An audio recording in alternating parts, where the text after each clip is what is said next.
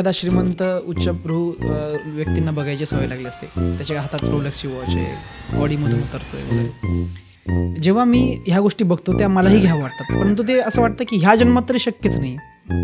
तर पण मग मला फायनान्शियल प्लॅनिंग करून, प्रॉपर फायनान्शियल ॲडवायझर सर्च करून, त्याच्यामध्ये विश्वास ठेवून मी हे गोष्टी खरंच अचीव करू शकतो का ह्याच जन्मात.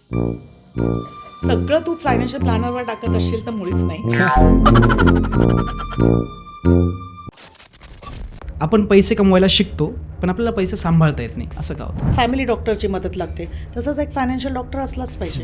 गोल्ड, फिजिकल गोल्ड नसावं का, तर असलंच पाहिजे घरात. का कुठलाही लॉंग टर्म डेटा बघशील तू, एक 7 वर्षांचा, 10 वर्षांचा, 12 वर्षांचा, तू सरप्राईज होशील. एकही SIPनी निगेटिव्ह रिटर्न्स दिले नाही. निगेटिव्हने 11% खाली रिटर्न्स दिलेले नाही. पण हे खरंच पॉसिबल आहे का की 30-35 वर्षापर्यंतच मी फायनान्शियली इंडिपेंडंट होऊ शकतो का फायनान्शियल प्लॅनिंग करून? वॉरसारख्या कंडिशन येतात किंवा क्रायसिस येतात. Heck is going on down here? I don't know. All of a sudden here we started hearing screaming, bye, bye, bye. त्या केसमध्ये लोकांना एक भीती असते की आता माझा पैसा तर कमी होणार नाही ना, मार्केट क्रॅश झालं तर काय होतं. ॲडवायझरचा विश्वास मान नाही, पण ॲडवायझर मार्केटवर इतका विश्वास कसा ठेवतो? त्याला कसं माहीत असतं फायनान्शियल प्लॅनिंग करणं म्हणजे फक्त म्युच्युअल फंडच करणं हे योग्य आहे नाही. काय वाटतं तुम्हाला की FD सेफ आहे की म्युच्युअल फंड्स? फायनान्शियल ॲडवायझिंगचे सगळे कामं AI आणि ॲप्स करत आहेत. मग पुन्हा प्रश्न पडतो की मग मला फायनान्शियल ॲडवायझरची काय गरज आहे?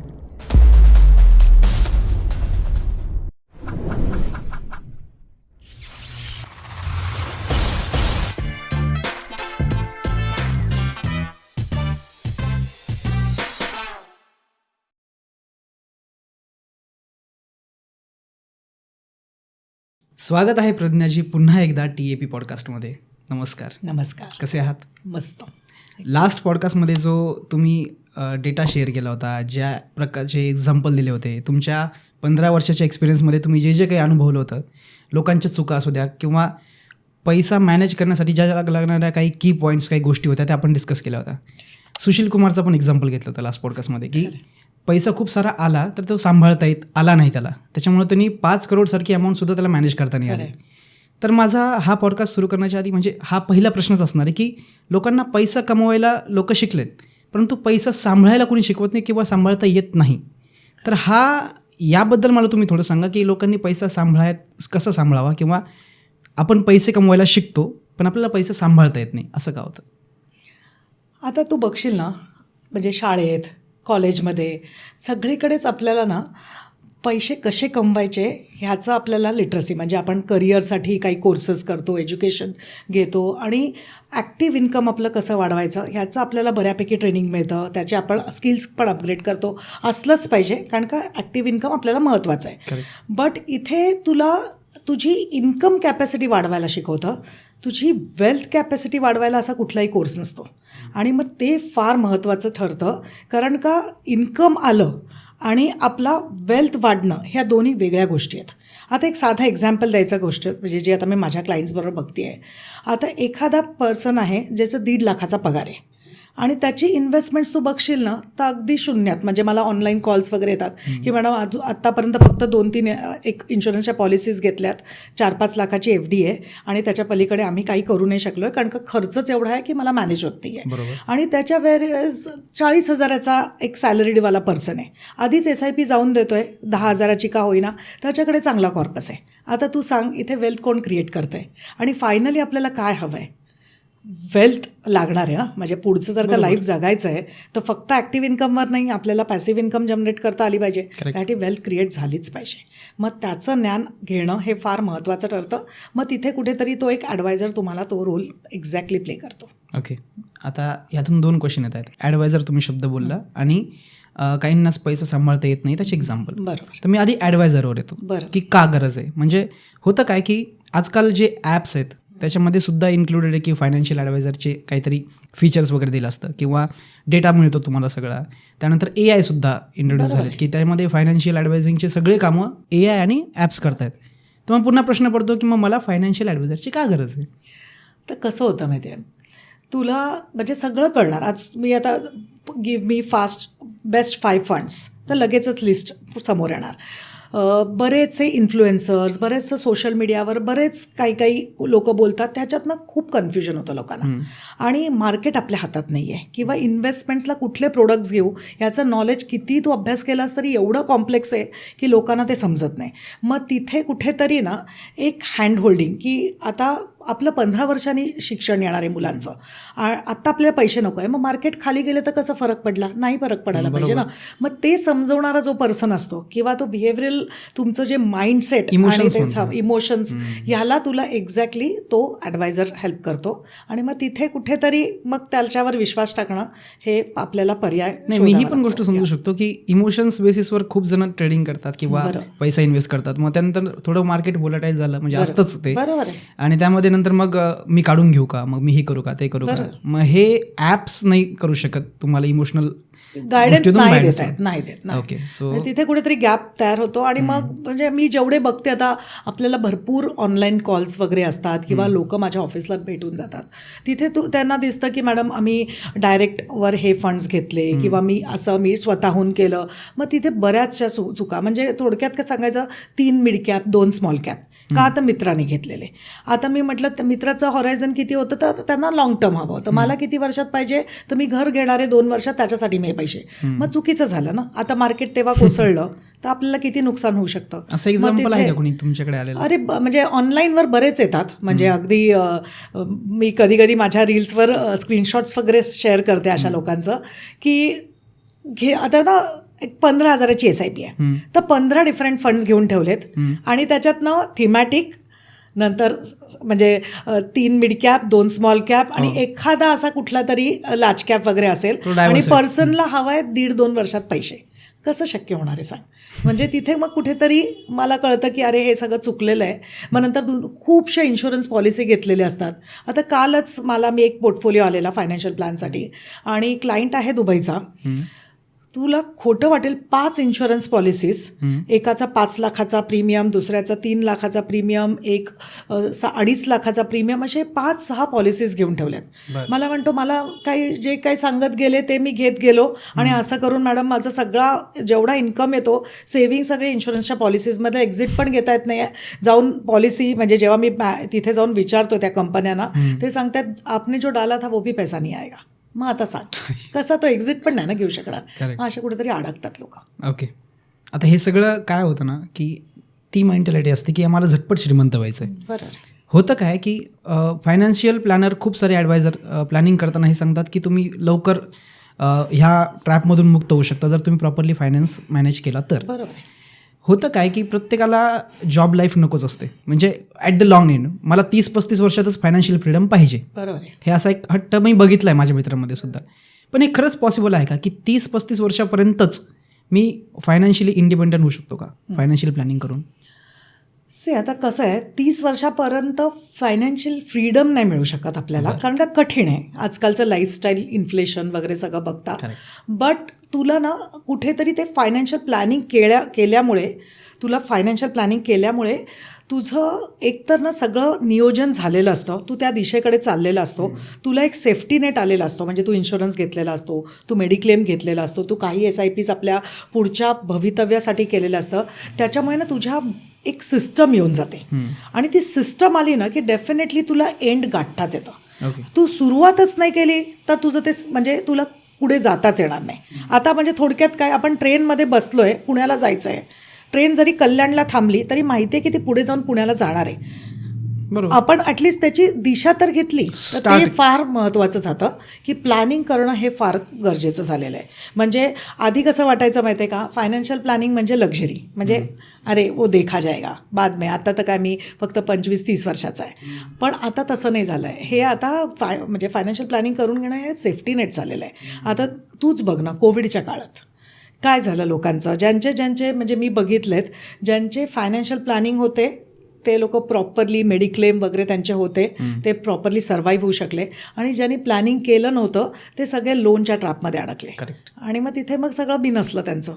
मग हेच जर का थोडंसं आपण आधीपासून फायनान्शियल प्लॅन्स केले, म्हणजे प्लॅनिंग केलं असं आपल्याला कळलं अरे आपल्याला एवढा इन्शुरन्स पाहिजे, आपल्याला एवढं सेफ्टी नेट मेडिक्लेम पाहिजे, आपल्याला एवढी SIP लागणार आहे आपल्या फ्युचरसाठी, आणि मग तिथे आपण प्रॉपरली आपली दिशा आखतो.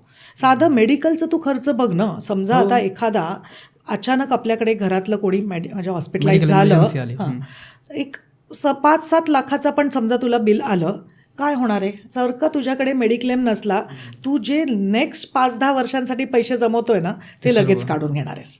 मग ते जर का नको असेल तर एखादं मेडिक्लेम असणं हे फार गरजेचं झालेलं आहे आजकाल. तर त्याच्यात तर त्यामुळे फायनान्शियल प्लॅनिंग हे मस्त झालेलं आहे. ओके. खूप सारे आता ब्रांचेस निघतात क्वेश्चनचे. एक गरज असलेला प्रश्न विचारतो मी तुम्हाला की समजा 4 जणांची फॅमिली आहे, एक कर्ता पुरुष आहे, हाऊसवाईफ आहे, सोर्स ऑफ इन्कम एकच व्यक्तीकडे, त्याला हे सगळे घर खर्च मिटवायचे आहेत, त्याला गृहिणीचा तिचा पण खर्च याला स्वतःला हँडल करायचा आहे आणि हा एकाच इन्कम सोर्सवरून ही गोष्ट कमवतोय. बरोबर आहे. त्याची इच्छा मनात असते की माझा अजून इन्कम सोर्स वाढवा जेणेकरून मी माझी फायनान्शियल स्टॅबिलिटी घेईल. तर पण त्याच्याकडे पैसा उरत नाही जो की तो इन्व्हेस्ट करू शकेल. बरं. तर मग अशा व्यक्तींसाठी तुमचा काय सल्ला असतो? त्यांनी कसं फायनान्स मॅनेज करायचं? आता कसं आहे माहिती आहे का, मी बघते 10,000 वाले पण माझ्याकडे इन्व्हेस्टर्स आहेत ज्याचा 10,000 15,000 महिन्याला पगार आहे आणि अगदी महिन्याला 7 लाख रुपये इन्व्हेस्ट करणारी पण लोक आहेत. आता एकदम वास्ट कॅटेगरी आहे. मी कसं सांगते माहिती आहे, कितीही पगार कमवला ना तरी इन्व्हेस्टमेंट हे माइंडसेटचा गेम झालेला आहे आता. म्हणजे तो 10,000 वाला ना 2,000 आधीच आल्या पगार आल्या बाजूला काढतो, SIP मधनं जाऊन देतो आणि बाकीचे 8,000 खर्च करतो. हां, आता तू जसं तुझं एक्झाम्पल घेतलं जिथे तो सोल अर्नर आहे आणि पूर्ण फॅमिली त्याच्यावर जबाबदारी आहे. आता तिथे काय करावं लागेल माहिती आहे का, आजकाल बरंच पॉसिबल झालेलं आहे की सेकंड सोर्स ऑफ इन्कम मिळवणं. म्हणजे आता तू बघ ना, आता तू नोकरी करत असशील पण पॉडकास्टचा बिझनेस करतोय, एडिटिंग करू शकतो, वर्क फ्रॉम होम, असे बरेचसे कोर्सेस करून असे लोक आपला पॅरलल इन्कम जनरेट करू शकतात. त्याच्याने त्या सपोर्टनी ॲटलिस्ट त्यांना एक सेकंड लाईन ऑफ इन्कम मिळतं. आता तिथे तुला मग थोडेसे त्याच्यातले पैसे जसा पगार येतोय किंवा ते बिझनेस इन्कम येतोय लगेचच इन्व्हेस्टमेंट जाऊन द्यावी. एकदा त्या पॅटर्नमधनं आपण आलो ना आणि एक तो कॉन्फिडन्स स्वतःहून आपल्याला यायला लागतो, एक पीस ऑफ माइंड कुठेतरी मिळायला लागतं, अरे मी हे करू शकतोय. आणि मग तिथे ती लोक मी बघते की त्यांचं व्यवस्थित म्हणजे त्यांचं जे पुढचं प्लॅनिंग असतं ते व्यवस्थित आखतायत आणि तुला सरप्राईज वाटेल की अशी लोक लाईफस्टाईलसुद्धा चांगलेच जगतायत. म्हणजे आज आपण असं म्हणतो की हा 2.5 लाख कमवतोय, हा 1.5 लाख, याचं किती चांगलं लाईफस्टाईल असेल, असं काही राहिलेलं नाही आहे. कारण का कुठेतरी आहे ना, म्हणजे आता मी तुला डिफरन्स समजवते. एक असतं लाईफस्टाईल इन्फ्लेशन आणि एक असतो लाईफस्टाईल अपग्रेड. आता लाईफस्टाईल इन्फ्लेशन म्हणजे काय, आपला पगार वाढत नाही आहे, आपले काही म्हणजे सोर्सेस ऑफ इन्कम वाढत नाही आहे, बट आपण नको असताना आपला खर्च वाढवतोय. ओके. आणि लाईफस्टाईल अपग्रेड म्हणजे काय, माझं प्रमोशन होतं आहे, मी पुढे जातो आहे, मला अजून इन्कम येत आहे आणि मग आपण काहीतरी आपला खर्च वाढवतो आहे. आता एक्झाम्पलच घ्यायचं झालं तर एखादं प्रमोशन झाल्यावर आपण जर का एखादं चांगलं घर एका चांगल्या एरियात घेतलं तर त्याला म्हणणार आपण लाईफस्टाईल अपग्रेड. बट जर का तुला पगारही वाढला नाही, काही वाढलं नाही, पण लोकांचं बघून पिअर प्रेशरमुळे मी उगीच एखादी चांगली गाडी घेतली तर त्याला म्हणणार तू लाईफस्टाईल इन्फ्लेशन. तर असा हा फरक लोकांना आजपर्यंत कळलेला नाही आहे. Okay, thanks for sharing. Okay, अशी कोणती सगळ्यात मोठी फायनान्शियल मिस्टेक आहे जी पगारी माणूस नेहमी करतो? आता कोणाचंही एक्झाम्पल घे, नॉर्मल प्रवृत्तीचा माणूस, म्हणजे अगदी नॉर्मल माइंडसेट. आपला पगार येतो, आपण खर्च करतो, मग आपले EMI आणि मग आपली लाईफस्टाईल. कुठे आलं सेविंग्स बघ ह्या सिस्टममध्ये. हां, आता इथेच मी नेहमी एकच माझ्या क्लायंटला सांगते, पे युअर सेल्फ फर्स्ट. ओके. म्हणजे काय, आपला पगार येतो, आपली छोटीशी का न होईना 5% 10% एक SIP किंवा एक डिसिप्लिन इन्व्हेस्टमेंट जाऊन द्यावी, म्हणजे सेविंग्स आलं आपलं. हां, त्याच्यानंतर आपला खर्च, लाईफस्टाईल.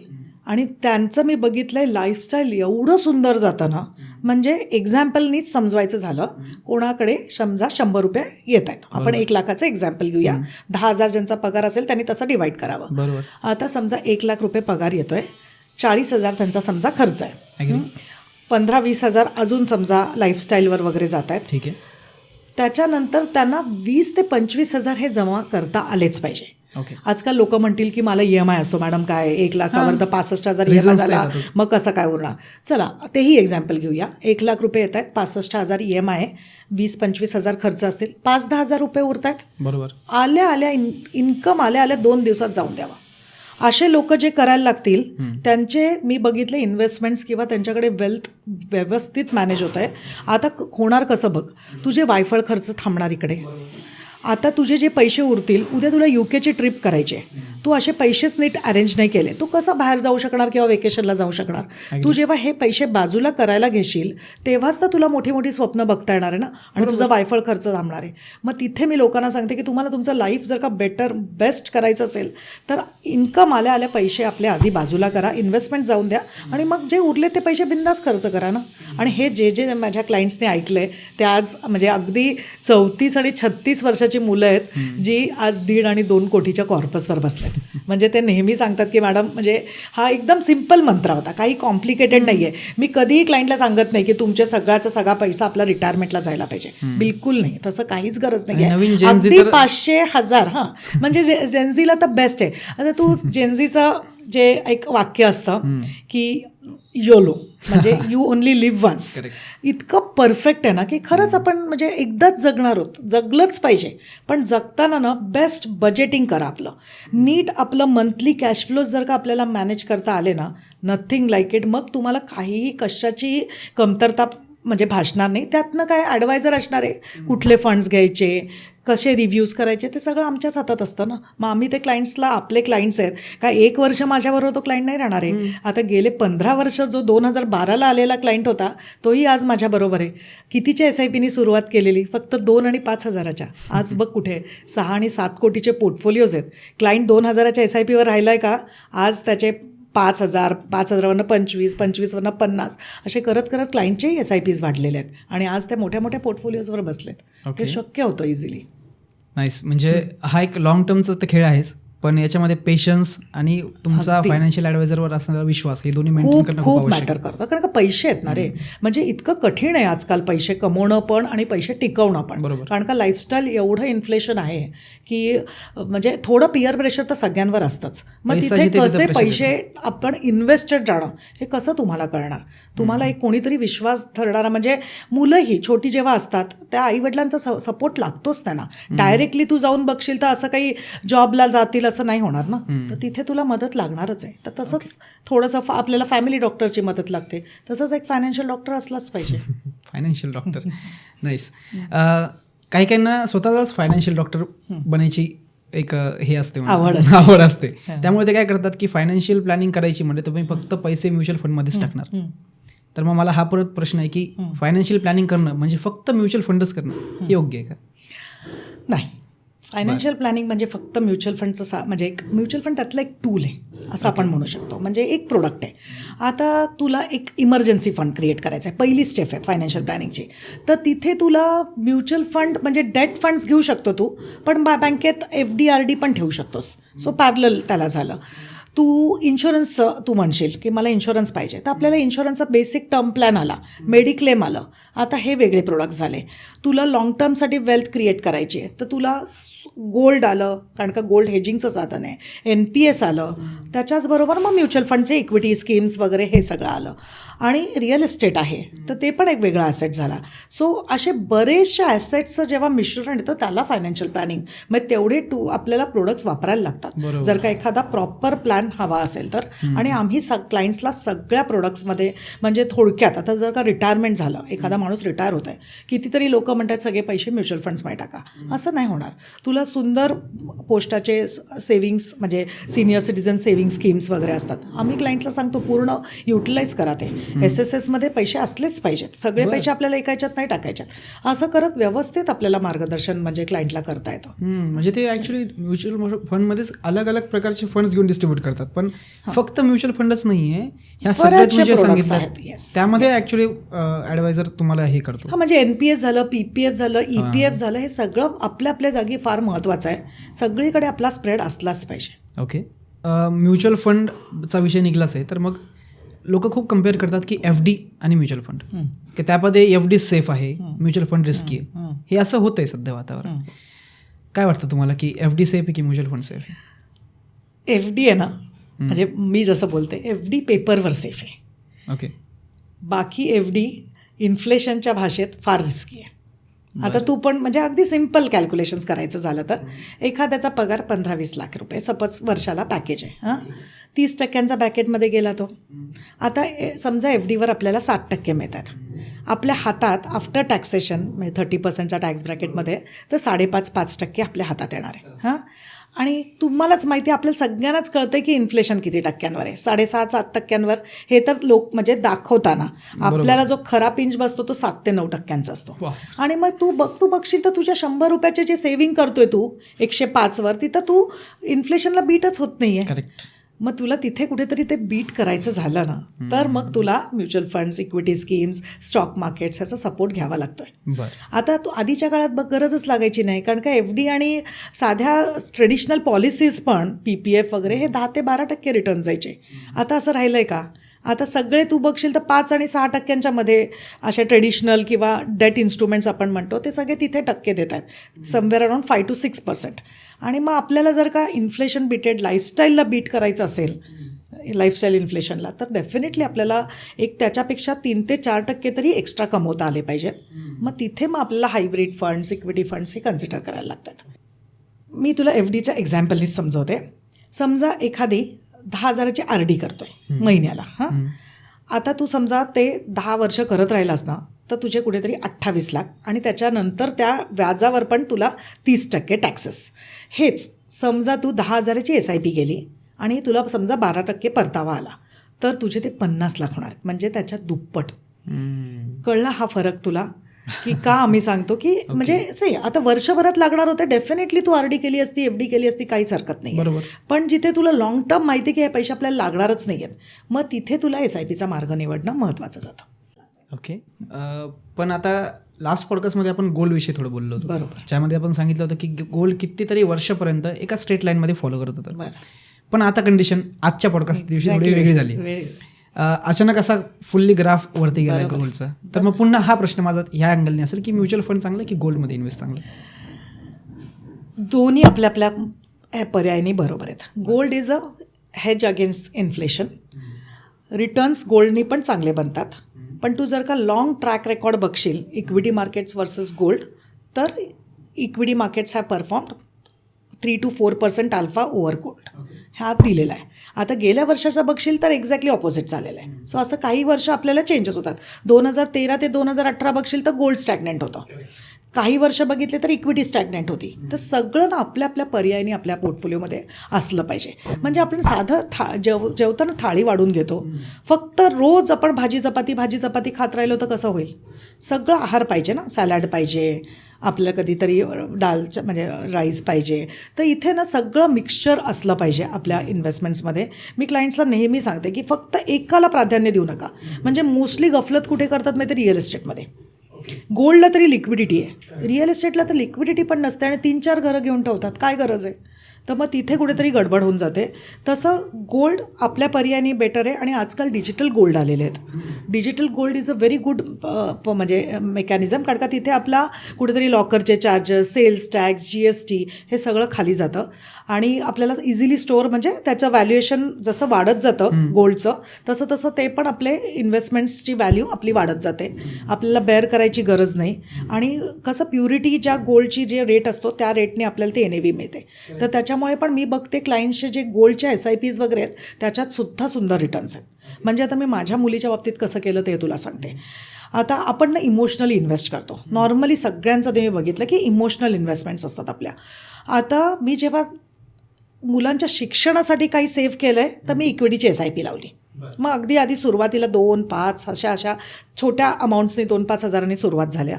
पण मी मुलीच्या लग्नासाठी तिच्या गोल्डच्या म्हणजे जे काही तिचे दागिने होणार आहेत त्याच्यासाठी मी गोल्डची SIP सुरू केली.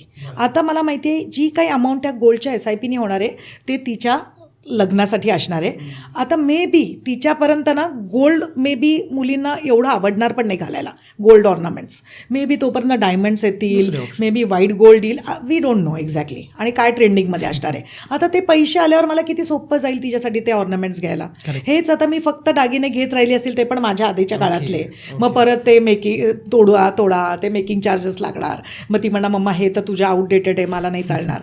हे सगळं असा गोंधळ होतो. मग इथे तरी मी क्लायंट्सला सांगते की एकदम ना आपला पैसा लिक्विड असला पाहिजे, मग आपल्या हातातनं पॉवर असते की आपल्याला काय पाहिजे ते आपल्याला एक्झॅक्टली घेता येतं, तर तसं आपल्याला करता येतं. ओके, पण पैसा इन्व्हेस्ट करणं म्हणजे लिक्विडिटी फंड्स असं म्हणताय. वॉरसारख्या कंडिशन येतात किंवा क्रायसिस येतात, त्या केसमध्ये लोकांना एक भीती असते की आता माझा पैसा तर कमी होणार नाही ना, मार्केट क्रॅश झालं तर काय होतं. तर मग ते काय म्हणतात की गोल्ड माझ्याकडे एक स्थायी रूपातलं काहीतरी आहे, त्या दिवशी मी पटकन हे काहीतरी करून देतो, तसं तो पैसा दिसत नाही. तर ही भीती कशी काढता तुम्ही? आता गोल्ड, फिजिकल गोल्ड नसावं का, तर असलंच पाहिजे घरात. काही आपले जेवढे पूर्वज होते आणि आपल्या आधीच्या ज्या लेडीज आणि आपले फॅमिलीज ज्या, ते अगदी काय मूर्ख नव्हते गोल्ड बाळगायला. तर गोल्ड घरात असलंच पाहिजे. अगदी गोल्ड ऑर्नामेंट्स बरोबर गोल्डचे बिस्किट्स पण तुम्ही घेतले, एकदम ॲडवायझेबल आहे.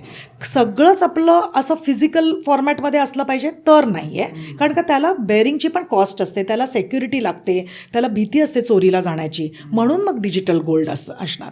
आता तुमचे जर का फिजिकल गोल्ड आहे, उद्या जर का प्रॉब्लेम आलाच मार्केटमध्ये, तर डिजिटल गोल्डला पण येणार आहे आणि फिजिकल गोल्डला पण येणार आहे.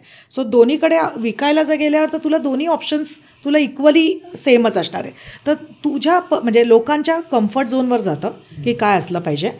आजकाल डिजिटल गोल्डचं महत्त्व वाढत चाललेलं आहे तसं बघितलं तर, कारण का sales tax, GST, making charges, ह्याच्यामुळे ना गोल्ड, फिजिकल गोल्डला फार कॉस्टिंग जास्त जातं आहे, वेअरच डिजिटल गोल्ड फार इझी जातं आहे. पण अदरवाईज तू मला विचारशील तर आपल्याकडे पण फिजिकल गोल्ड असलं पाहिजे घरात. Okay, fine. आत्ता मी जसं बोललो ना की मार्केट कोणत्याही गोष्टीमुळे क्रायसिस होऊ शकतो किंवा पडू शकतं, वॉर झालं, कंडिशन झालं, क्रायसिस झालं. बरं, इथं ना लोकांमध्ये एक पॅनिकसारखी कंडिशन तयार होते की आता मार्केट पडलं. तर मग काही जण म्हणतात की ही अपॉर्च्युनिटी असते, काही जण म्हणतात की आता मार्केट पडतच जाणार, मी काढून घेतो. नक्की ही गोंधळलेली परिस्थिती होते तयार, ही कशी दूर करायची किंवा करेक्ट अपॉर्च्युनिटी काय असते मार्केटमध्ये, तेव्हा इन्व्हेस्ट करायची असते की काढून घ्यायची? आत्ता आपण गोल्डच्याच एक्झाम्पलवर होतो, मी त्याच्याच तुला समजवेन. आता गोल्ड आता माहितीच आहे, आत्ताच्या प्रेझेंट लेवल्स कुठेतरी 130, 135 अशा कुठेतरी फ्लक्च्युएट होत आहेत. आता तू सांग, उद्या समजा काहीतरी न्यूज आली आणि गोल्ड आपलं 1,00,000 किंवा 90,000 आलं, काय करू? एखादी म्हणजे तुझ्या घरात पण कोणी बाई असेल तर ती काय करेल? लगेच तुला सांगेल की आता आपल्याला घेतला पाहिजे, कारण का गोल्ड जे 1,30,000 ट्रेड होत होतं ते 80, 90, 100 आलेलं आहे. स्वस्त झालं, घेऊन टाकू. सिम्पल आहे लॉजिक. मॉलमधला सेल पकड, रिअल एस्टेटमध्ये समजा उद्या प्राइजेस क्रॅश झाले तर आपल्याला काय करणार, आपण लगेच जाऊन अरे फ्लॅट बुक केला पाहिजे. सिम्पल कन्सेप्ट आहे. सेम इक्विटी मार्केट्समध्ये ना इतकं सोपं गणित आहे. ते का लोक कॉम्प्लिकेट करतात ना, ते आजपर्यंत मला कळलेलं नाही. हां, म्हणजे तुम्ही जेव्हा मार्केट्स म्हणजे शेअर मार्केट खाली येतं, तो स्टॉक प्राईस करेक्ट झालेला असतो, ती NAV करेक्ट झालेली असते, त्यावेळेस आपण खरंच जास्त इन्व्हेस्ट केले पाहिजे. पण तिथे ना लोक पॅनिक होऊन ते पैसे काढून घेतात. मग तिथे त्यांचा तो इमोशनल बिहेवियर कंट्रोल करायला एक फायनान्शियल ॲडवायझर एकदम परफेक्ट रोल प्ले करतोय. म्हणजे तुला आता मी एक एक्झाम्पल द्यायचं झालं, माझ्या एका क्लायंटने म्हणजे एक्झॅक्टली Jan 1, 2000 म्हणजे त्या पहिल्या आठवड्यात एकदम रिटायरमेंटचे पैसे आलेले आणि 30 लाख रुपये गुंतवलेले. त्याच्यात दुसऱ्या महिन्यापासून त्यांनी एक त्यांच्या घर खर्चाला SWP सुरू केली 20,000ची. आता दर महिन्याला त्यांना ती मिळत होती, पण मार्चमध्ये तुला माहिती आहे कोविड आला, पण लगेच इम्पॅक्ट झाला नाही. एप्रिल, मे पासून मार्केट जरा एकदम बऱ्यापैकी खाली जायला लागला, म्हणजे एप्रिलपासून जास्त. तर आता तिथे काय झालं माहिती आहे, त्या 30 लाखाचे झाले हळूहळू, आधी 24 लाखावर आला, मग 23 लाखावर आला, मग 22 लाखापर्यंत मेमध्ये पोर्टफोलिओ गेला. क्लायंट एकदम पॅनिक, कारण का कुठले पैसे तर रिटायरमेंटचे. आता तू सांग, त्यांची चुकी नव्हती, कारण का एवढं पैसे खाली आलेले. एकदम प्रज्ञा, ह्याच्यापेक्षा पण आता केसेस वाढतील, आपण हे 22 लाख काढून घेऊया. 20,000 त्यांना दर महिन्याला अगदी न चुकता त्यांच्या अकाउंटला क्रेडिट होते ते, कारण का आपण SWP सेट केलेली. मी म्हटलं सर, आता हे समजा पैसे आपण पोस्टात टाकले असते किंवा एखादी लॉक इन FD केली असती, तुम्हाला हे पैसे काढले असते का तुम्ही? तुम्हाला महिन्याला जे पैसे आहेत ते बरोबर येत आहेत आपल्या घर खर्चाला. मग तर मग तुला काय वाटतं? मी म्हटलं सर, मी जर का तुम्हाला नीट माझं ऐकायचं असेल तर आपण हे पैसे कंटिन्यू करूया. मी तुम्हाला अगदी खात्रीने सांगते हे पुढे जाऊन पैसे वाढणार. आज त्यांच्या त्याच पोर्टफोलिओची व्हॅल्यू आहे 54 lakhs. आणि वर त्यांनी ते 12 lakhs म्हणजे एक 20,000 करता करता 12 लाख काढलेले आहेत. आता तू सांग, जर का त्यावेळेस त्यांनी ते विड्रॉ केले असते ॲट 23-24 lakhs, किती नुकसान झालं असतं. सो कधी कधी ना पेशन्स, कन्सिस्टन्सी आणि ॲडवायझरवरचा विश्वास हा खूप मोठा रोल प्ले करतो. ॲडवायझरचा विश्वास मान्य आहे, पण ॲडवायझर मार्केटवर इतका विश्वास कसा ठेवतो? त्याला कसं माहीत असतं की, कारण माझी तीच कंडिशन झाली होती कोविडमध्ये, काहीतरी थोडेफार स्टॉक होते माझे आणि ते डाऊन गेले, मी काढून घेतले इमोशनल बेसिसवर. पण असं तुम्ही काय बघता मार्केटमध्ये की ज्याने तुम्हाला माहिती आहे की आता हे होणार नाही, हे असं राहणार कंडिशन नाही, काय असतं? कसं आहे माहिती आहे का, डेटा असतो. आपलं मार्केट खूप जुनं आहे. डेटा तू जर का नीट अभ्यास म्हणजे चालशील ना, म्हणजे का गोल्ड आणि का इक्विटी मार्केट्स हे एवढ्या कॉन्फिडेंटली आम्ही सांगतो की ह्याच्यात इन्व्हेस्टेड राहिलं पाहिजे. कारण का कुठलाही लाँग टर्म डेटा बघशील तू, एक 7 वर्षांचा, 10 वर्षांचा, 12 वर्षांचा, तू सरप्राईज होशील. एकही SIPनी निगेटिव्ह रिटर्न्स दिले नाही. निगेटिव्हने 11% खाली रिटर्न्स दिलेले नाही. म्हणजे आम्ही जे सांगतो तुम्ही ॲझम्पशन करा 11 to 12% मिळून जातील म्हणजे इंटरेस्ट, हे त्याच बेसिसवर असतं. कारण का वर्स्ट टू वर्स्ट SIPsनी पण ते रिटर्न्स दिलेले आहेत. फक्त तुम्हाला इन्व्हेस्टेड राहणं हे फक्त पर्याय निवडावा लागतो. बाकी मार्केट आपला रोल बराबर प्ले करतो. सुरुवातीचा जर का काळ असेल ना, म्हणजे तुला 1-1.5 वर्षात पैसे पाहिजेत, तू रिस्क नाही घेऊ शकत मार्केटची. तेव्हा तुझे पैसे FD RD डेट फंड्समध्ये वाचले पाहिजेत. तू जर का 2-3 वर्षात बघतोय तर तुझे हायब्रिडमध्येच असले पाहिजेत.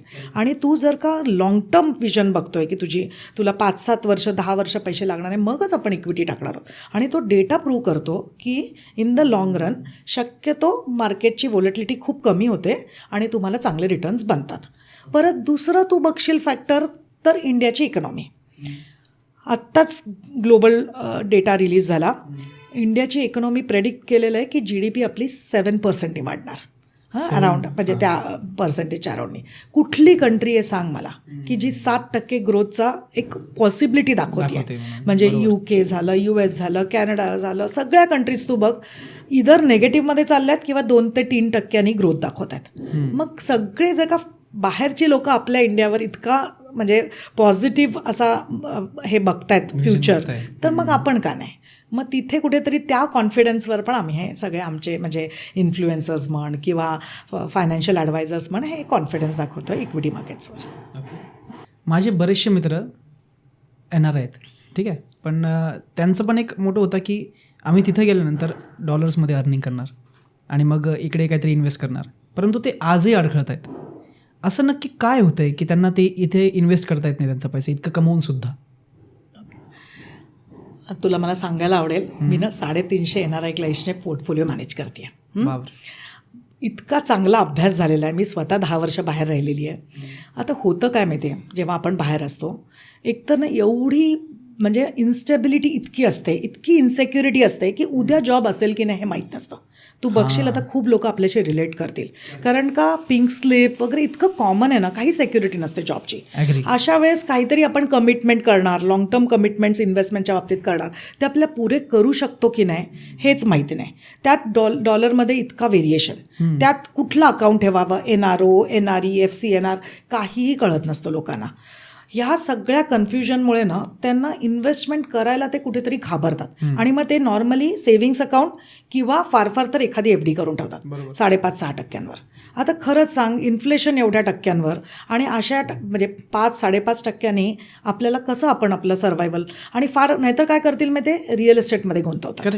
कारण का तिथे कसं त्यांना तेवढं कळतं की बाबा चल रिअल इस्टेट उद्या जाऊन काहीतरी माझं प्राईस ॲप्रिसिएशन देईल घरावर आणि तेवढं मला ते पैसे उद्या लागले तर तेच वापरता येतील. पण तू मग तिथे बसलेले असतात बाहेर कुठल्याही कंट्रीमध्ये, तिथून इंडियातनं रिअल इस्टेट मॅनेज करणं पण डिफिकल्ट जातं.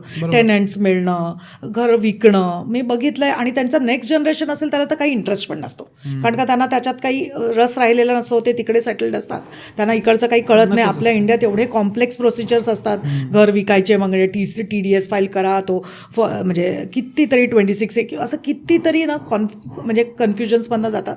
तिथे मग पैसे ते लोक शक्यतो इन्व्हेस्ट करायला घाबरतात. पण आता जेव्हा आम्हाला कन्सल्ट करतायत इतकं स्मूथ जातं एक म्हणजे 2-3 दिवसात त्यांच्या SIP सुरू होत आहेत आणि व्यवस्थित स्मूथ इन्व्हेस्टमेंट जात आहेत क्लायंटचे, काहीही प्रॉब्लेम्स येत नाही आहेत. ओके, सो तुम्ही 350 पेक्षा जास्त येणाऱ्यांची हँडल ह्याच पद्धतीने करता, हां, अगदी. म्हणजे त्यांचे इमोशन्स पण आणि प्रॉपर यांची फायनान्स प्लॅनिंग कशी हां, करायची. बरोबर. ओके, पण मग पुन्हा तोच प्रश्न येतो की NRIसाठी इंडियामध्ये इन्व्हेस्ट करणं आजही रिलेव्हंट आहे का? आता कसं आहे माहिती आहे, जसं मी तुला आत्ता सांगितलं की India is growing at 6 to 7% GDP growth. हां, कुठलीही कंट्री तेवढी ग्रोथ दाखवत नाही जेवढी इंडियाचं फ्युचर आपल्याला दिसतं आहे की तेवढी ग्रोथ दाखवू शकते. कारण का एकदम सिम्पल आहे, तू गव्हर्नमेंट काही कुठलंही असलं तरी कन्झम्शन बघ ना, 70% यंग पॉप्युलेशन बसलेलं आहे. बरोबर. डेफिनेटली कन्झम्शन असणार आहे. कन्झम्शन आल्यावर इक्विटी मार्केट्स ग्रो होणारच आहेत. आणि आपल्याला तसं आपल्या इथे काही असा प्रॉब्लेम नाही आहे, स्किल्ड लेबर आहे, टेक्निकली आपण साऊंड आहोत, तर त्यामुळे आपला इंडिया वाढणार. इंडिया वाढल्यावर आपली इक्विटी मार्केट्स वाढणार आणि मग फॉरेन इन्व्हेस्टर्स किंवा जे NRIs आहेत त्यांना इंडियाकडे हा पर्याय बघायलाच लागणार आहे. कारण का इथे त्यांचे पैसे जर का वाढवायचे असतील तर this is the best suitable market for them. आता एक थोडंसं ऑफ क्वेश्चन घेतो, कमेंट्समधला क्वेश्चन आहे की मॅम तुम्ही खूप फायनान्शियल ॲडवायझिंग करता, खूप सांगतात, पॉडकास्टमध्ये घेतात, पण प्रत्येकामध्ये एक कमेंट असते मला दिसली आढळली की टॅक्सेस इतका कटतो की ते काय शिल्लक राहणार आहे हातामध्ये. त्या कमेंटसाठी तुमचं काय रिप्लाय? आता कसं झालं आहे माहिती आहे, ह्या सगळ्या गोष्टींना गव्हर्नमेंट पण बघतोय. तर खूप सुंदर असे कन्सेप्ट्स निघालेत. गिफ्ट सिटी म्हणून असं एक फिनटेक सिटी आलेली आहे अहमदाबादला, जिथे तुला डॉलर्समधनं इन्व्हेस्टमेंट्स करता येतील. Tax free returns under DTA act हे आपल्याला ते मिळू शकतात आणि तुला परत इंडियाचे रिटर्न्स आणि तू तुझ्या कंट्रीमध्ये परत ते पैसे रिपॅट्रिएट करू शकतो. तर इतके सुंदर कन्सेप्ट्स आलेले आहेत, खूप कॉम्प्लेक्स प्रोसिजर्स पण नाही आहेत. म्हणजे आता आपले प्रेक्षक बघत असतील तर त्यांना नक्की आम्हाला ते कन्सल्ट करू, तू नंबर देशीलच त्यांना, तर त्यांना काही त्याच्याबद्दल डिटेल्स लागतील तर आपण त्यांना नक्की प्रोव्हाइड करू, त्यांना नीट गाईड करू आणि त्यांच्याकडनं हे आपण एक्झिक्यूटसुद्धा करून घेऊ. सो फक्त आपल्याला एक कॉल करावा त्याने, मी एक्झॅक्टली त्यांना डिटेल्डमध्ये हे सगळं एक्सप्लेन करू शकेन. ओके, जसं मी तुम्हाला आधी सांगितलं होतं की सपोज एखादा व्यक्ती आहे, त्याला घर, गाडी ह्या गोष्टी तर पाहिजे असतात, परंतु त्याला त्याच्यासाठी इन्व्हेस्ट करण्यासाठी इतका पैसा पुरत नाही. बरोबर. कोणतरी एकच गोल डोक्यात ठेवून तो इन्व्हेस्ट करू शकतो, हे सोपं जातं. पण एकाच वेळी समजा मुलांचं शिक्षण, घर, ह्या गोष्टी सगळ्या त्यांना प्लॅनिंग करायची असेल तर कसं करू शकतो?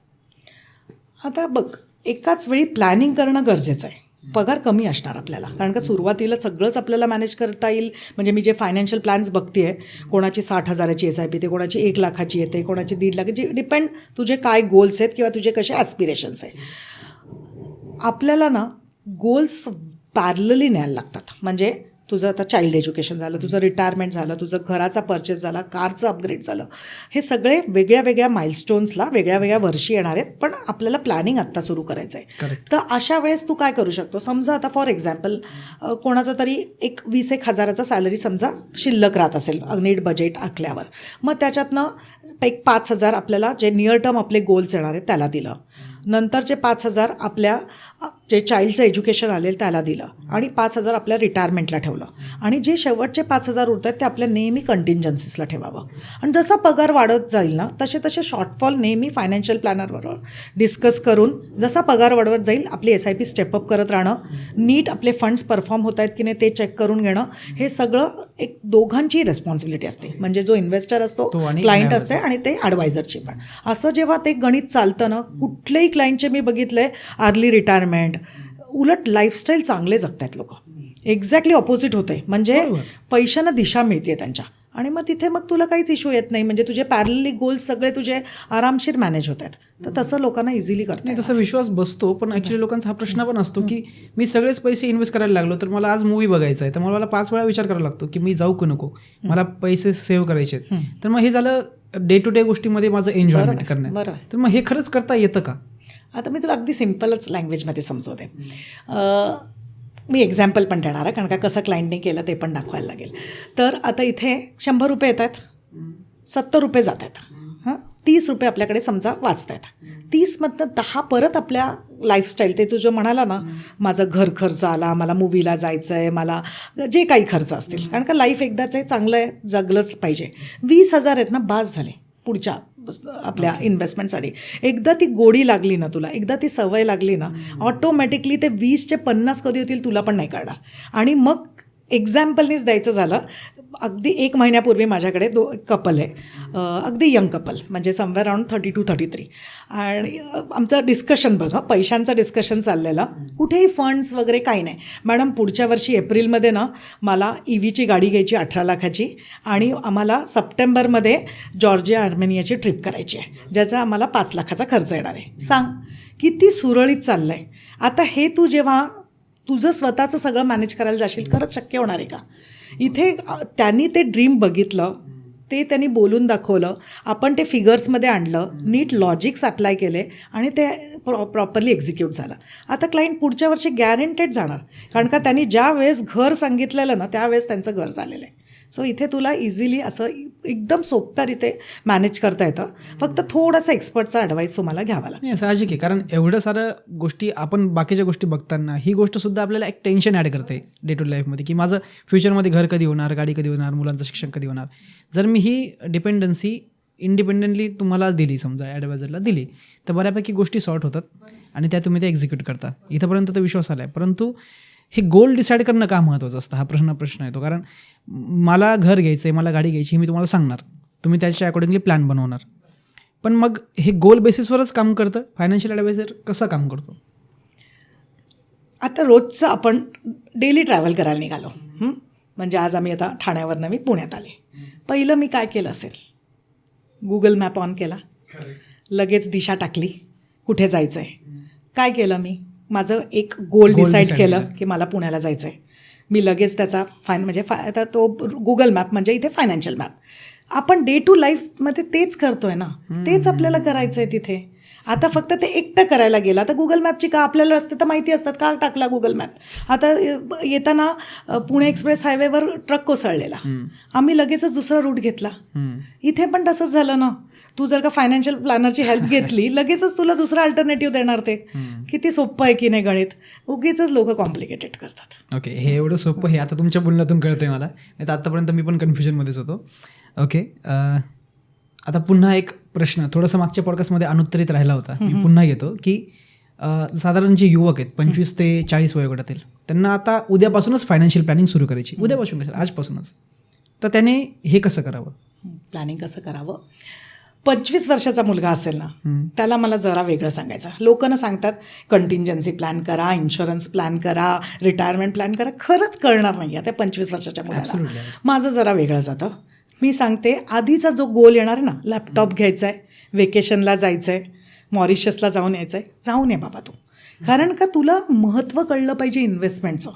लाईफस्टाईल एवढं हाय आहे आपल्याकडे, एवढं सगळं चेंज होताना आपण बघतोय, AIच्या युगात जगतोय. पहिलं आपलं लाईफ जग, पहिला गोल म्हणजे आपल्या आईला काहीतरी घेऊन दे, स्वतःसाठी काहीतरी कर. ऑटोमॅटिकली तुला सवय लागते की नाही बघा. आता माझ्या ना यावर्षी क्लायंटनी 8 लाखाचं रोलेक्सचं वॉच आपल्या नवऱ्याला गिफ्ट केलं. काय आनंद होता माहिती आहे तिला. तर तसं मी त्यांना सांगते की 25 वेळा पहिलं ना 3-4 महिने काही हरकत नाही, तुम्ही तुमचा खर्च करा, तुम्हाला जे पाहिजे ते आपल्या सेव्हिंगमधनं तो युटिलाइज करा. त्याच्यानंतर ऑटोमॅटिकली तुला आवड निर्माण होणार, तू तुझी SIP वाढवणार. मग तू प्रॉपर फायनान्शियल प्लॅन करून घे. तुझे जेवढे स्वप्न आहेत ना, मला लॅविश घर पाहिजे, मला एक चांगली गाडी पाहिजे, मला इकडे इकडे फिरायचं आहे मॅडम, माझं रिटायरमेंट मला 50शीतच गाठायचं आहे, माझ्या मुलांना शिक्षणाला बाहेर पाठवायचं आहे, ऑटोमॅटिकली तुझं होतं की नाही बघ. आणि मग तू म्हणशील अरे पगार तर असला पाहिजे तेवढी सेव्हिंग करायला. आता आपल्याला लगेच कमेंट्स येतील नाही तर. त्याच्यासाठी आहे ना, तू automatically second source of income किंवा इन्कम कसं वाढवता येईल, ॲक्टिव्ह इन्कम, हे लोक प्रयत्न करायला लागतात. जेव्हा तुला कळतं ना, माझ्या क्लायंटचा झोप नाही लागत, अरे यार मॅडम तो ना 40,000चा SIPचा शॉर्टफॉल आहे, आता थांबा मी तुम्हाला 3-4 महिन्यातच बघा मी, म्हणजे काहीतरी तुला ना. मग आणि जेव्हा तू ते मॅनिफेस्ट करतोय की माझा पगार वाढला पाहिजे, मला हे करता आलं पाहिजे, तेव्हा तुला ते तुझा बरोबर दिशा दिसायला लागतात. आपण तो स्वप्नच बघत नाहीत ना. आणि हे कसं होणार, माझ्याकडे तेवढे पैसेच नाही आहेत, माझ्याकडे ह्या काय बोलायला ह्या काय मोठ्या क्लायंट्स हँड, असं नाही आहे. 2-5 हजारांनीच आम्ही सुरुवात केलेली आहे. अगदी 1000च्या SIPनी माझ्या मेट्सनी आपलं फ्रीज घेतला आहे, आपला स्वतःचा स्टोव घेतला आहे. काही मोठे मोठे इन्व्हेस्टमेंट सुरुवातीला झालेल्या नाही आहेत लोकांच्या, हा नंतर त्यांना गोडी लागल्यावर ते सुरू झालेले आहेत असं. ओके, कसं आहे ना, ही जी मेंटॅलिटी आहे ना, की हे कसं होतं की एखादा श्रीमंत उच्चभ्रू व्यक्तींना बघायची सवय लागली असते. त्याच्या हातात रोलेक्सची वॉच आहे, ऑडीमधून उतरतोय वगैरे. आता इथं कसं होतं की आपल्याला पण तशी जगायची इच्छा असते, पण आपण प्रॉपर फायनान्शियल प्लॅनिंग करत नाही. होतं काय, जेव्हा मी ह्या गोष्टी बघतो त्या मलाही घ्यावं वाटतात, परंतु ते असं वाटतं की ह्या जन्मात तरी शक्यच नाही. तर पण मग मला फायनान्शियल प्लॅनिंग करून, प्रॉपर फायनान्शियल ॲडवायझर सर्च करून, त्याच्यामध्ये विश्वास ठेवून मी ह्या गोष्टी खरंच अचीव्ह करू शकतो का ह्याच जन्मात. सगळं तू फायनान्शियल प्लॅनरवर टाकत असशील तर मुळीच नाही. कारण का ॲक्टिव्ह इन्कम वाढलं पाहिजे.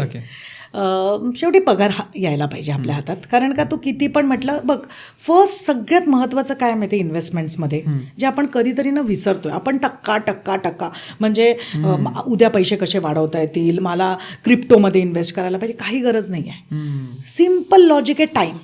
ओके, फॉर्म्युला आहे आपला. फ्युचर व्हॅल्यू शाळेत शिकवला आहे. Future value is equal to PV × 1+R⁴ आर सगळ्यांचा फोकस तो आहे. कोणी बघतच नाही नंबर ऑफ इयर्स हे एक्सपोनेन्शियलवर बसलं आहे. तोच तुला म्हणजे आम्ही पर्याय सांगतोय. सुरुवात जेव्हा जॉब लागतो ना, मॉलमध्ये उडवतोस ना तू पैसे, तसेच ₹1000 विसरून जा ना इन्व्हेस्ट केलेत, आणि ते वाढवत जा 10, 15% जमल्यास, जसं जमेल तसं. ऑटोमॅटिकली तुझ्या इन्व्हेस्टमेंट्स, तुला जे तुझे गोल्स असणार आहेत ते अचीव्ह होणार आहेत. आणि मग त्याच्यानंतर तुला तुझे स्किल सेट्स वाढवणं, सो दॅट तुझं ॲक्टिव्ह इन्कम वाढेल, ह्याच्याकडे तुला बघितलंच पाहिजे. आणि मग जेव्हा हे दोघांचं कॉम्बिनेशन येतं ना, तेव्हा तू अगदी 50 वर्षांचा माणूस जर का जागा झाला, त्याला हे नाही करता येणार. म्हणजे एक एक्झाम्पल घ्यायचं झालं तर 24-25 वर्षाचा मुलाचं 3,500ची SIP आणि 50-55 वर्षाच्या माणसाची 1.5 आणि 2-2.5 लाखाची SIP सेम. म्हणजे एक एक्झाम्पल घ्यायचं झालं तर 30 वर्षाचा माणूस 10,000ची SIP करतोय तर 3 कोटी अचीव्ह करू शकतो 12%. हाच जर का 50ला जर का एखादा पर्सन जागा होतो आणि 3 कोटी अचीव्ह करायला बघतो, त्याला 1,30,000 महिन्याला SIP लागणार आहे. आणि हाच 55 वर्षाला जर का माणूस जर का विचार करतोय की मला 3 कोटी गाठायचे आहेत, तर त्याला जवळजवळ 2.5 लाखाची SIP लागणार आहे. आता तू सांग, त्यावेळेस आपल्याला घराचा खर्च असणार, मुलांचा खर्च असणार, कसं करणार तू इन्व्हेस्टमेंट एवढी? म्हणून मग तुला सोपं 1,000-2,000नी सुरुवात करता येते, तेवढंच करायचं आहे बस. बाकी काहीच त्याच्यात कठीण नाही आहे. ओके, आता जसं सांगितलं मी, ती लाईफस्टाईल आपण मॅच नाही करू शकत, समजा सगळ्या फायनान्शियल ॲडवायझरवर नाही करू शकत, पण ती थिंकिंग मला विचारायचं आहे तुम्हाला, की श्रीमंत व्यक्ती किंवा असे काय थिंकिंग करतात, काय लॉजिक करतात जी कॉमन पीपल करत नाही, मग काय चुकतंय, त्यांच्या काय गोष्टी घ्यायला पाहिजे आपण? इथे मला वाटतं मानसिकता, बरं, म्हणजे माइंडसेट. कारण का हे जे मी तुम्हाला पे युअर सेल्फ फर्स्ट म्हटलं ना, की इन्कम येतं, खर्च करतो, मग EMI, मग लाईफस्टाईल, इथे कुठेतरी गुरफटतो तो. म्हणजे फॉर एक्झाम्पल 50,000 आले, 40,000 EMI आणि हे ते खर्च झाले, 8,000 आपल्या, आणि मग 2,000 मी सेव्ह करीन, हा त्याचा एक दृष्टिकोन असतो की मी करणार. पण मग ह्या महिन्यात झालं नाही, कारण का क्रेडिट कार्ड बिल्स हे ते सगळं गोंधळलेला असतो. परत पुढच्या महिन्यात तो स्वतःला आश्वासन देतो की मी पुढच्या महिन्यात नक्की करेन. पुढचा महिना आलो की परत असाच जातो आपला. हेच जर का जो प्रॉपर माइंडसेटनी चालणार असतो, मी गरीब माइंडसेट आणि म्हणजे ह्याच्यात बोलते, म्हणजे गरीब आणि पैसेवाला माणूस नाही बोलत आहे. जो पैसेवाला माइंडसेटचा माणूस असतो ना, त्याची कशी असते माहिती आहे, ₹100 येत आहेत, ₹10 का होईना मी लगेच इन्व्हेस्ट करीन, ₹90 मी वाटलंच तर खर्च करीन. आणि हे जे माइंडसेटनी लोक चालतायत ना, ते कुठेतरी पैसेवाले बनतात आणि मग ते business income, second source of income ह्याला प्रयत्न करत राहतात. का इंडियातनं कोणी उपाशी नाही राहू शकत. त्यातनं तू मुंबईत तर बघ, कुठून कुठून लोक येतात आणि किती पैसेवाले झाले, किती एक्झाम्पल्स आहेत. म्हणजे शक्यता इझिली आहे की आपल्याला पैसे कसे वाढवता येणार आहेत. फक्त त्याचा ना पर्याय आपण शोधला पाहिजे आणि आपला आळस बाजूला ठेवला पाहिजे. हे जर का झालं आणि डिसिप्लिन ठेवली तुझी इन्व्हेस्टमेंटमध्ये आणि कन्सिस्टन्सी, पैसे बनणं हे नक्कीच आहे. आता किती क्लायंट्स, म्हणजे मी जेव्हा माझ्याकडे ऑफिसमध्ये लोक व्हिजिट करायला येतात किंवा Zoom, Google मीटनी कनेक्ट करतात, ते म्हणतात मॅडम कोणचा तुम्ही सिंपल पोर्टफोलिओ बताओ, ये करोड की बात नाही मत करो. पण झाले ना क्लायंटचे, म्हणजे झाले तसे. मग ते इतकं कठीण नाही आहे. अरे करोडपती बनणं लोकांना जेवढं कठीण वाटतंय ना, तेवढं वेळ देणं हा महत्त्वाचा आहे, आणि तो पेशन्स लोकांकडे नाही आहे. मग तिथे कुठेतरी आपल्याला असं मला वाटतं की लोकांना मी नेहमी सांगते की थोडा पेशन्स ठेवता आला पाहिजे. हे गेट रिच स्कीम्स वगैरे ना, हे सगळे त्या सोशल मीडियावरच बरे आहेत. म्हणजे तू आता अवधूत साठेचं एक्झाम्पल, किती लोक म्हणजे तू बघशील की म्हणजे एवढ्या हजारांचा स्कॅम आहे आणि एवढ्या कोटींचं असं नुकसान झालं आहे वगैरे, पण आपणच तर त्यांना पैसे दिले, आपणच तर विश्वास ठेवले आणि असे कोर्सेस अटेंड केलेत. कारण का कुठेतरी ती ग्रीड होती की माझे पैसे जे 100 आहेत ते 200 व्हावे. हाच तुम्ही नीट समजून घेतलं असतं की टाईम इज द फॅक्टर. आपण पैसे बरोबरच मार्गी लावले असते ना. आज माझे क्लायंट्स काय मूर्ख नव्हते, 2012चं होते, ते पण चांगले शिकलेले वगैरे लोक आहेत, पण वेळ दिला त्यांनी, आज बघतायत त्याचं फळ. सो कुठेतरी तो time factor is very very important. Okay. एक आधी आपण थोडंसं म्युच्युअल फंडवर डिस्कशन केलं होतं, तिथे मी तुम्हाला विचारलं होतं की काय बेस्ट आहे. आउटकम इज की म्युच्युअल फंड चांगला ऑप्शन आहे, बाकी पण मॅटर करतात. बरं. पण इथे म्युच्युअल फंडबद्दल एक बोलायचं आहे की लोकांना लमसम अमाऊंट टाकणं आणि SIP टाकणं याच्यामध्ये थोडंसं गफलत होतच असते, परंतु हे पण समजत नाही की काय बेटर असणार आहे, मी SIP करू की लमसम अमाऊंट इन्व्हेस्ट करू. तुझ्याकडे एकदम पैसे आले, बोनस आलाय आणि मार्केट कुठल्याही लेवलवर असू दे, तुला हा बोनस तुझ्या मुलांच्या शिक्षणासाठी ठेवायचा आहे. म्हणजे फॉर एक्झाम्पल अगदी बोनस पण नको घेऊ, मुलाचा बड्डे झाला, त्याला कुठेतरी 50,000 1,00,000 रुपये सगळे आपल्या नातेवाईकांनी वगैरे 5व्या वाढदिवसाला दिले गिफ्ट. त्याला काही लागणार नाही 18 वर्षापर्यंत असं तुला वाटतंय. बरं. तू त्याची 50,000 आले, तू 5-5 हजाराची 10 महिने SIP करणार का लमसम करशील? SIPs. मग मी सांगेन तिथे तुला 15 वर्ष नेक्स्ट लागणार नाही किंवा 13 वर्ष लागणार नाही आहेत ना, ते लमसममध्ये गेले पाहिजे. ओके. जेव्हा तुला लगेच ते पैसे लागणार आहेत 2-3 वर्षात, मग तू त्याला STP SIP ह्या रूटमधनं तुला इन्व्हेस्ट केले पाहिजे. कारण का लाँग टर्ममध्ये 14% आणि SIP मार्फत 17% हे ऑलमोस्ट सिमिलर जातं. आणि हे मी अगदी कॅल्क्युलेशन्सने लोकांना प्रूव्ह करते. त्यामुळे कसं आहे माहिती आहे, कारण कंपाऊंडिंग फॅक्टर खेळतं ना. 6 महिन्यांचा पण आम्ही म्हणतो बा SIP delay will cost you all in lakhs, तो सेम फंडा झाला. जेव्हा तुला लॉंग टर्म पाहिजे ना, बिंदास लमसममध्ये टाक. आणि आम्हाला वाटत असेल की कुठेतरी मार्केटमध्ये करेक्शन दिसू शकतं किंवा असे प्रेडिक्शन्स आहे, आम्हीच STP रूट घेतो क्लायंटकडनं. अच्छा. आणि मग जर का तुला माहिती आहे की 2-3 वर्षातच पैसे, मग तिथे रिस्क नाही घेत, मग तिथे पैसे हायब्रिडमध्ये किंवा STP रूट किंवा SIPनी असे इन्व्हेस्टमेंट्स करायला सांगतो. सो क्लायंट जेव्हा माझ्याशी कनेक्ट करतो, एक्झॅक्टली मी गोल्स विचारते त्याचे आणि त्याच्याप्रमाणे इन्व्हेस्टमेंट्स आम्ही करून घेतो क्लायंटच्या. तर अशा तुझ्या क्लायंट्सना कुठल्याही आपल्या प्रेक्षकांना जर का काहीही कन्फ्युजन्स असेल त्यांनी आपल्याला नक्कीच कनेक्ट करू शकतील. ओके. रिसेंटली मला थोडंसं वेगळं सांगायचं की मी कपल ऑब्झर्व केलं की ज्यांचं लग्न झालं होतं आणि त्यांनी एकमेकांना गप्पा मारता मारता, म्हणजे माझ्यासमोरच डिस्कशन चाललं होतं, ते म्हटलं की मी माझी इन्व्हेस्टमेंट करते आणि हा याचं इन्व्हेस्टमेंट करतो.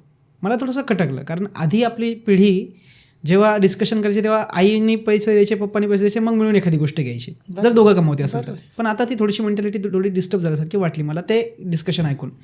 तर हे योग्य आहे का एखाद्या कपलने, तुझं तू बघ आणि मी माझं बघते आणि आम्ही आमचे इंडिव्हिज्युअल इन्व्हेस्टमेंट करू? बरं. आता कसं होतं म्हणजे दोघंही जणं कमवत आहेत, दोघांनाही इगो असतो, दोघंही म्हणजे ना स्वतःचं इन्व्हेस्टमेंट्स करायला बघतात. चुकीचं आहे का? तर नाही. कारण का थोडंसं फ्रीडम आलेलं आहे, फायनान्शियल इंडिपेंडन्स आलेलं आहे, तर आता पहिल्यासारखं असं अगदी राहिलेलं नाही आहे. बट मी नेहमी कपल्सना असं सांगते की तुम्ही जर का जॉईंट जेव्हा काही फायनान्शियल प्लॅनिंग किंवा काही कुठल्याही गोष्टी कम्युनिकेशन्स नीट करून आखता, तेव्हा तुम्हाला कुठेतरी ना ते इझिली अचीव्ह करता येते. म्हणजे आता फॉर एक्झाम्पल तुला ॲज अ फॅमिली एक 2 BHK किंवा 3 BHKचं घर घ्यायचं आहे. आता तू एकटा जेव्हा करायला जाशील ना, तुला डाऊन पेमेंट जास्त लागणार, तुला इन्शुरन्स जे लोन सँक्शन होईल तुझं ते कमी होणार, म्हणजे तुला ते सोपं नाही जाणार 2 BHK टार्गेट करायला. बट हेच जर का तुम्ही दोघं एकत्र आलात आणि तुम्ही जर का लोन अप्लाय केलं तर तुम्हाला लोनसुद्धा जास्त सँक्शन होणार. दोघांनी मिळून जेव्हा पैसे एकत्र आणाल तुमचं डाऊन पेमेंट जास्त होणार, EMI जेव्हा स्प्लिट कराल तुम्हाला इझिली ते अफोर्ड होणार. असं करत ना लोकांचे ॲसेट्स मोठे क्रिएट होत आहेत. ती जे एकटं करतात ना ते कुठेतरी त्या इगोच्या ह्याच्यात कुठेतरी मिसआउट होत आहेत आणि मला मिसकम्युनिकेशन्समुळे मग जे डिवोर्सचे रेट्स किंवा मतभेद हे सगळं वाढत चाललं आहे. तर तिथे कुठेतरी ना वाटलंच तुम्ही सेपरेट ठेवा तुमचे दोघांचे अकाउंट्स, पण जेव्हा डिसिजन्स घेतात तेव्हा एकत्र या. मग फायनान्शियल प्लॅनिंगचे जेव्हा डिस्कशन्स आमच्या ऑफिसमध्ये वगैरे किंवा झूम गुगल मीटवर होतात, इवन NRIs बरोबर, मी नेहमी रिक्वेस्ट करते की प्लीज तुमच्या जे कोण पार्टनर असेल, स्पाऊस असेल, त्यांना तुम्ही घेऊन बसा. कारण का तिला जरी कळत नसेल त्यातलं, पण तिला कळायला लागेल की बाबा मला हे पैसे इतके इथे पाहिजेत, मला असे खर्च करून चालणार नाही, किंवा आपल्याला नवऱ्याला मदत करता आली पाहिजे, किंवा उगीचंच म्हणजे किरकिर नाही केली पाहिजे. तर इथे ना कुठेतरी ती मग ते दोघे जण युनाईट होतात त्या डिसिजनवर. इनफॅक्ट ह्या सगळ्या गोष्टींमध्ये टीनेज जर का मुलं असतील ना, त्यांना पण जर का तुम्ही इन्व्हॉल्व केलं तर नथिंग लाईक इट. हे त्यांनाही कळायला लागतं बजेटिंग काय, खर्च काय, EMI काय, सेव्हिंग काय, वेल्थ क्रिएट करणं म्हणजे काय, बऱ्याच गोष्टी असतात त्याच्यात. प्रज्ञाजी, एवढे सुंदर आन्सर देत आहे तुम्ही. एक फ्री टिप मागायची इच्छा आहे माझ्या ऑडियन्ससाठी तुमच्याकडून, की एक पॅट फायनान्शियलमधून तुम्हाला एक काय सल्ला द्यावा वाटतो आमच्या ऑडियन्सला, की जो त्यांनी फॉलो केला पाहिजे? आता आजकाल जेनझी जे वर्ड वापरतात, खूप कॉमनली वापरलं जातं आहे, YOLO. म्हणजे मी पण पहिल्यांदा ऐकल्यावर माझ्या मुलीच्या तोंडातनं मलाही नवल वाटलं, काय आहे? तर यू ओनली लिव्ह वन्स. मी माझ्या सगळ्या तुझ्या प्रेक्षकांना पण सांगेन, माझ्या क्लायंट्सना पण सांगते की खरंच आपलं आयुष्य एक असतं, त्याला खूप सुंदर रीती जगा. म्हणजे पैसे एक बाजूला फार महत्त्वाचे आहेतच, पण आपली हेल्थ आणि आपलं स्वतःचं माइंडसेट हे फार महत्त्वाचं ठरतं. तर सगळं ना नीट बॅलन्स आखता आला पाहिजे. म्हणजे खूपदा क्लायंट्सला, मॅडम तुम्ही काय पुढच्या गोष्टी करताय, मला एकच आयुष्य दिलं, मला आजच मजा करायची आहे. बरोबर, आजच मजा करायची आहे, पण 2 रुपये का ना होईना, म्हणजे 2% का होईना, आपल्याला पुढचा लाईफस्टाईलसाठी किंवा आपल्या पुढच्या जे रिटायरमेंट येणार आहे त्याला तुम्हाला फेस करण्यासाठी बाजूला करावेच लागतील पैसे. कारण का होतं आहे काय माहिती आहे, आपल्याला पेन्शन ह्या जनरेशनला नाही आहे. आणि मग कुठेतरी लोक मी बघते आहे की त्यांना जे अमाऊंट येत आहेत ग्रॅज्युटी, EPFचे वगैरे, ते खूप कमी प्रमाणात येत आहेत, कारण का त्याच्यातनं बऱ्याच वेळा विड्रॉल केलेली असते घर घेण्यासाठी किंवा मुलांना बाहेर एज्युकेशनला देण्यासाठी. मग तिथे कुठेतरी ना त्यांना म्हणजे फक्त उरले 30-35 लाख आणि मला मॅडम 25-30 हजाराचा महिन्याला खर्च आहे, कसं होणार? नाही होणार आहे ना. तर तिथे यू ओनली लिव्ह वन्स हे एकदम परफेक्ट आहे, केलंच पाहिजे. म्हणून ते एक गणित आखा, 100 रुपये येत आहेत, 2-5 रुपये तरी बाजूला करायला शिका आणि बाकी 95 रुपये आरामशीर उडवा. मग तुमचा ना जो वायफळ खर्च तो कमी होईल. आणि ते जर का ज्यांनी एक्झाम्पल, म्हणजे ह्या जे आपण करतो हे सगळं मी बोलते, ह्याला आपण म्हणतो बजेटिंग. ह्या बजेटिंगची एक्सरसाइज आहे ना, ती नक्की करून घ्या. ती इंडियात ना 2-4% लोकंसुद्धा करत नाही. सो एकदा तुम्ही आमच्याबरोबर हा होमवर्क करून बघा आणि मग बघा तुमच्या लाईफमध्ये काय चेंजेस होतात. आणि जे प्रेक्षक आपल्याशी कनेक्ट करतील, डेफिनेटली आपण त्यांच्याकडनं हा फायनान्शियल प्लॅन करून घेऊ फॉर फ्री. कारण का म्हणजे तुझ्याकडे मी परत तू इन्व्हाइट करून मला बोलवलेलं आहे आणि डेफिनेटली क्लायंटला काय फरक पडला तो क्लायंटच तुला सांगेल. नक्की आपल्याला कमेंट्समध्ये पण शेअर करा आणि कमेंटमध्ये लिहा PAT, जेणेकरून आपल्याला समजेल की तुम्हाला ह्या अशा व्हिडिओजमध्ये थोडंसं काहीतरी नॉलेज ॲडिशन, व्हॅल्यू ॲडिशन मिळतं आहे.